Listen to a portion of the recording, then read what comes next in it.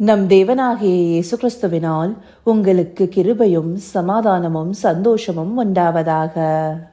கடந்த நாட்கள்ல வெளிப்படுத்தின விசேஷத்திலிருந்து 4 சபைகளை குறித்து பார்த்துட்டோம். இன்றைக்கு 5வது சபையான சர்தை சபையை குறித்து பார்க்க போறோம். இந்த சபையை பற்றி வெளிப்படுத்தின விசேஷம் 3வது அதிகாரத்துல 1 வசனத்திலிருந்து 6வது வசனத்துக்குள்ள கொடுத்திருக்காங்க. இந்த சர்தை சபை தியத்தராக்கு அடுத்தபடியா சில மைல் தூரத்திலேயே இருக்கு. இந்த சர்தை சபையை திருஷ்டாந்தப்படுத்தி தேவன் சபைகளுக்கு சொல்கிறத இந்த வசனங்கள் மூலமா பார்க்கலாம். முதலாவது, தேவன் தன்னை பற்றி ஒரு முன்னுரையை எல்லா சபைகளுக்கும் சொல்றாரு. அந்தபடி 1 வசனத்துல, சர்தை சபையின் தூதனுக்கு நீ எழுத வேண்டியது என்னவெனில், தேவனுடைய 7 ஆவிகளையும் 7 நட்சத்திரங்களையும் உடையவர் சொல்கிறதாவது. இந்த முன்னுரை பகுதி எல்லாமே வெளிப்படுத்தின விசேஷம் 1 அதிகாரத்துல காணப்படும். இந்த 7 ஆவிகளை பத்தி வெளிப்படுத்தின விசேஷம் 1 அதிகாரம் 4வது வசனத்துல சொல்லப்பட்டிருக்கு. அதே போல 7 நட்சத்திரங்களை பத்தி 16வது வசனம் சொல்லுது. இந்த 7 ஆவிகளை உடையவரா ஆண்டவராகிய இயேசு கிறிஸ்து இருக்காருன்னு நமக்கு தெரியும். ஏசாயா 11வது அதிகாரம் 2வது வசனத்துல இந்த 7 ஆவிகள் என்னென்னு குறிப்பிடப்பட்டிருக்கு. அது ஏசாயா தீர்க்கதரிசியின் மூலமாக ஆண்டவராகிய இயேசு கிறிஸ்துவை பற்றி சொல்லிய தீர்க்கதரிசன வார்த்தைகளா இருக்கு. அங்க 1 வசனத்திலேயே ஈசா என்னும் அடிமரத்திலிருந்து ஒரு துளிர் தோன்றின்னு சொல்லப்பட்டிருக்கும். ஈசா யாரு? தாவீதுடைய அப்பா. அப்படி ஈசாய், தாவீது இவர்களுடைய வம்சாவளியிலிருந்து வரக்கூடியவரே ஆண்டவராகிய இயேசு கிறிஸ்து. அவர் மேல இருக்கக்கூடிய 7 ஆவிகளை பத்தி தான் அந்த அதிகாரத்துல 2வது வசனத்துல சொல்லப்பட்டிருக்கும். அப்படி 7 ஆவிகளை உடையவராக ஆண்டவராகிய இயேசு கிறிஸ்து இருக்காரு. அததான் வெளிப்படுத்தின விசேஷம் 1 அதிகாரம் 4வது வசனத்துல தேவனுடைய சிங்காசத்திற்கு முன்பாக இருக்கிற 7 ஆவிகள்னு சொல்லப்பட்டிருக்கும். அப்படி அவர் ஆவிகளை நிறுத்தி பார்க்கிற வல்லமையுடையவரா இருக்காரு. அதனால்தான் ஒரு சபை இன்ன ஆவியுடையதாக இருக்குங்கிறத அவர் அறிந்து கொண்டிருக்கிறார். அதையே உன் கிரியைகளை அறிந்திருக்கிறேன்னு சொல்றாரு. இந்த சபைக்கும் உன் கிரியைகளை அறிந்திருக்கிறேன், நீ உயிருள்ளவன் என்று பெயர் கொண்டிருந்தும் செத்தவனாய் இருக்கிறாய்னு சொல்றாரு. இந்த இடத்துல ஒரு சபை செத்ததா இருக்குன்னு சொல்லப்பட்டிருக்கிறது ஆவிக்குரிய நிலையை காண்பிக்குது. அந்தபடியா ஒரு சபை ஆவிக்குரிய நிலையில வளர்ச்சி அடையாம, சத்தியத்திற்கு சரியாக செவி சாய்க்காம, இல்ல அந்த சத்தியத்தை பின்பற்றாம இருக்கும்போது செத்து போன நிலையில இருக்கிறத இந்த வசனம் காண்பிக்குது. எந்த சபையில மாம்ச சிந்தை அதிகமாக எழும்பி ஆவிக்குரிய சிந்தை மட்டுப்படுத்தி காணப்படுகிறதோ அந்த சபை செத்து போனதாக காணப்படுகிறது. அப்படி இந்த செத்து போன நிலை எதனால? மத்தேயு 23வது அதிகாரம் 27வது வசனத்தை எடுத்துட்டோம்னா, பரிசேயரை பார்த்து ஆண்டவர் சொல்றாரு, வெள்ளையடிக்கப்பட்ட கல்லறைகளுக்கு ஒப்பாய் இருக்கிறீர்கள், அவைகள் புறம்பே அலங்காரமாய் காணப்படும், உள்ளேயோ மரித்தவர்களின் எலும்புகளினாலும் அசுத்தத்தினாலும் நிறைந்திருக்கும்னு. பரிசேயர்கள் வேதத்தை நன்கு அறிந்து வைத்திருக்கிறார்கள். ஆனா வேதத்துல கொடுக்கப்பட்ட சத்தியத்தின்படி அவங்க நடக்கிறாங்களான்னு கேட்டா அதன்படி அவங்க நடக்கல. அதை அறிந்தும் அதன்படி செய்யாதவர்களாக இருக்காங்க. தேவனுக்கு ஏற்ற வகையில நடந்து கொள்ளாதபடி இருக்காங்க. அதனாலதான் இயேசு கிறிஸ்து அவங்கள வெள்ளடிக்கப்பட்ட கல்லறைகளுக்கு ஒப்பாயிருக்கிறீர்கள்னு சொல்லியிருக்காரு. அதேபடிதான் இங்க சத்தியத்தை அறிகிற அறிவை அடைந்தும் சிலர் ஆவிக்குரிய நிலையில எழும்பாம இருக்காங்க. அதனால இந்த சபைய தேவன் செத்தவனா இருக்கிறாய்னு சொல்றாரு. அடுத்தபடியா 2வது வசனத்தை பார்த்தோம்னா, நீ விழித்துக்கொண்டு சாகிறதுக்கு ஏதுவா இருக்கிறவர்களை ஸ்திரப்படுத்து. அப்போ தேவன் இந்த இடத்துல ஒரு வேக்கப் கால் கொடுக்கிறாரு. என்னன்னு? சாகிறதுக்கு ஏதுவா இருக்கிறவர்களை ஸ்திரப்படுத்துன்னு. சாகிறதுக்கு ஏதுவா இருக்கிறத ஸ்திரப்படுத்துறதுனா என்ன? எந்த ஆவிக்குரிய நிலைகள்ல அவங்களுடைய வாழ்க்கை நித்திரை மயக்கம் அடைந்திருக்கோ அதுல இருந்தெல்லாம் மனம் திரும்பி அவங்க விழித்து கொண்டவர்களாக மாறணும். சத்தியத்துல சரியாக நிலை நிற்கணும். ஆவிக்குரிய சிந்தையில எழும்பணும். அதையே இந்த வசனம் காண்பிக்குது. அடுத்தபடியா 3வது வசனத்துல, ஆகையால் நீ கேட்டு பெற்றுக்கொண்ட வகையை நினைவு கூர்ந்து அதை கை கொண்டு மனம் திரும்ப. கேட்டு பெற்றுக்கொண்ட வகை என்னது? சத்தியத்தை அறிகிற அறிவை அடைந்து கொள்வதே கேட்டு பெற்றுக்கொண்ட அந்த வகை. அப்படி வேதத்துல கொடுக்கப்பட்டிருக்க சத்தியத்தை சரியாக அறிந்து கொண்டு அதன்படி கரெக்டா செய்கிறவர்களாக இருக்கணும். நாம வேத வசனங்களை கேட்கிறவர்களாக மாத்திரம் இல்லாம அதன்படி செய்கிறவர்களாக இருக்கணும்னு நம்மளுக்கு வசனம் சொல்லுது இல்லையா? அந்தபடி அதன்படி செய்யும் போதே நம்முடைய ஆவிக்குரிய நிலை விழிப்புல இருக்கும், உயிர் பெற்று இருக்கும். அந்த வகையை நினைவு கூர்ந்து அதை கை கொண்டு மனம் திரும்பணும்னு சொல்லிட்டு இந்த சபைக்கு எச்சரிப்பை தேவன் தராரு. நீ விழித்திராவிட்டால் திருடனை போல் உன்மேல் வருவேன், நான் உன்மேல் வரும் வேலையை அறியாதிருப்பாய். இந்தபடியா 3வது வசனம் பின்பாதியில சொல்லப்பட்டிருக்கு. இது தேவனுடைய நியாய தீர்ப்பு வெளிப்படுவதை குறிக்குது.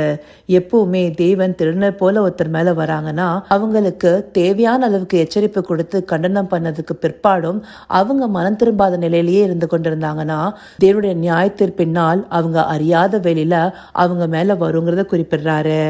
அடுத்தபடியா 4வது வசனத்துல, ஆனாலும் தங்கள் வஸ்திரங்களை அசூசிப்படுத்தாத சில பேர் சர்தையிலும் உனக்குண்டு, அவர்கள் பாத்திரவான்களானபடியால் வெண் வஸ்திரம் தரித்து என்னோடே கூட நடப்பார்கள்.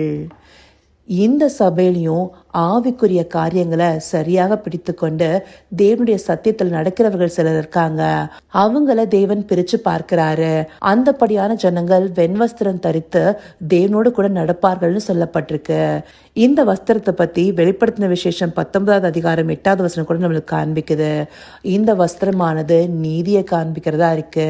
இப்படி தேவனுடைய நீதியில நிலைநிற்கக்கூடியவங்க தேவனால சேர்த்து கொள்ளப்படுகிறத காண்பிக்குது. அடுத்தபடியா 5வது வசனம், ஜெயங்கொள்கிறவனவனோ அவனுக்கு வெண்வஸ்திரம் தரிப்பிக்கப்படும், ஜீவ புஸ்தகத்திலிருந்து அவனுடைய நாமத்தை நான் கிறுக்கி போடாமல் என் பிதா முன்பாகவும் அவருடைய தூதர்கள் முன்பாகவும் அவன் நாமத்தை அறிக்கையிடுவேன்னு சொல்றாரு. அந்தபடியா தேவன் கொடுக்கிற இந்த வேக்கப் கால எச்சரிப்பின் சத்தத்தை கேட்டு மனம் திரும்பி ஆண்டவரை பற்றி கொள்கிற விசுவாசத்துல நிலை பற்றி அவருடைய வார்த்தைகளின்படி செய்து ஜெயங்கொள்ளியவர்களாக காணப்படுகிறவர்களுக்கு எந்தபடியான ஒரு வாக்கு தேவன் கொடுக்கிறாரு? வெண்வஸ்திரம் தரிப்பிக்கப்படும், அதாவது அவங்களுக்கு நீதியின் வஸ்திரம் கொடுக்கப்படும். அதே போல நாம இந்த ஜீவ புஸ்தகத்தை பத்தி ஏற்கனவே பார்த்திருக்கோம். ஆட்டுக்குட்டியானவரின் ஜீவ புஸ்தகத்தை பத்தி வெளிப்படுத்தின விசேஷம் கடைசி அதிகாரங்களையும் குறிப்பிடப்பட்டிருக்கு. இந்த ஜீவ புஸ்தகத்துல தேவனுடைய நியதியை கை கொண்டவர்களின் நாமம் இருக்கும். ஆட்டுக்குட்டியானவரின் ரத்தத்தினால மீட்கப்பட்டவர்களுடைய நாமம் இருக்கும். அப்படி எழுதப்பட்டிருந்த நாமம் இந்தபடியாக ஆவிக்குரிய நிலையில விழிப்போடு இருக்கும் போது அவருடைய நாமத்தை அந்த புஸ்தகத்திலிருந்து கிறுக்கி போட மாட்டேன்னு சொல்றாரு. இந்த ஜீவ புஸ்தகத்திலிருந்து நாமம் கிறுக்கி போறத பத்தி யாத்ராகமத்துல மோசேவே சொல்லியிருப்பாரு. யாத்ராகமம் 32வது அதிகாரம் 32வது வசனமும் 33வது வசனமும் பார்த்தா, வனாந்திரத்துல இஸ்ரவேல் ஜனங்கள் தேவனை விட்டு பின்மாற்றம் அடைந்த நிலையில செய்த சில கிரியைகளை பார்க்கும்போது அவர்களை மன்னிக்கும்படி மோசே தேவனிடத்துல முறையிட்டு, தேவரீர் அவங்களை மன்னித்தார்களும் இல்லைன்னா என்னுடைய பேரை ஜீவ புஸ்தகத்துல இருந்து கிறுக்கி போடுங்கன்னு சொல்லுவாரு.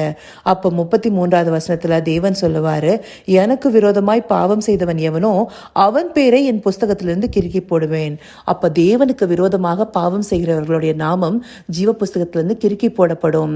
அப்படி இந்த இடத்துல யாரெல்லாம் தேவனுடைய நியமத்தை கை கொண்டு அவருடைய வார்த்தைகளின்படி செய்கிறாங்களோ அவங்களுடைய நாமம் ஜீவ புஸ்தகத்திலிருந்து கிறுக்கி போடப்படாதுன்னு சொல்றாரு.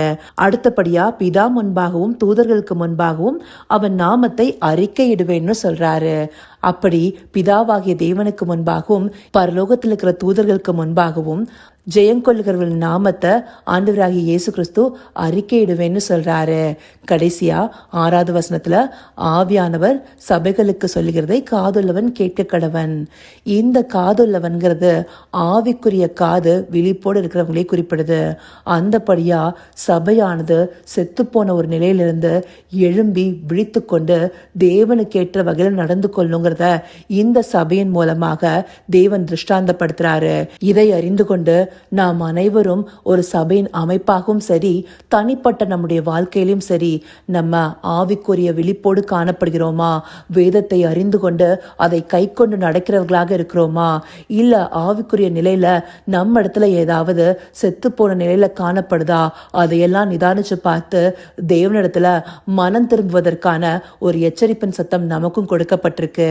இதை கேட்ட பின்பும் அசட்டை பண்ணுகிறவர்களாக இருக்காம சரியாக ஆவிக்குரிய நிலையில ஒரு விழிப்போடு இருக்கணுங்கிறதையே தேவன் எதிர்பார்க்கிறாரு.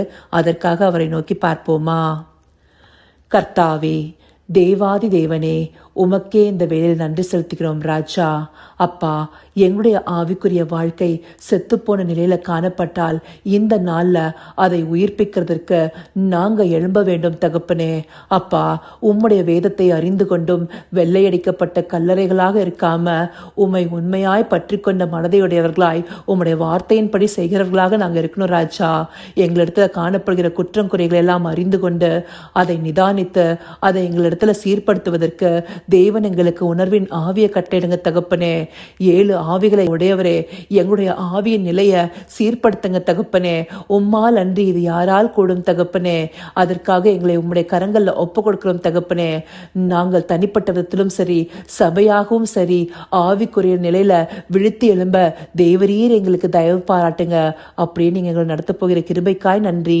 சகலவித துதி மகிமை கனம் யாவும் ஒருவருக்கே செலுத்துகிறோம். இயேசு கிறிஸ்துவின் மூலமாய் வேண்டிக் கொள்கிறேன் பிதாவே. ஆமேன், ஆமேன்.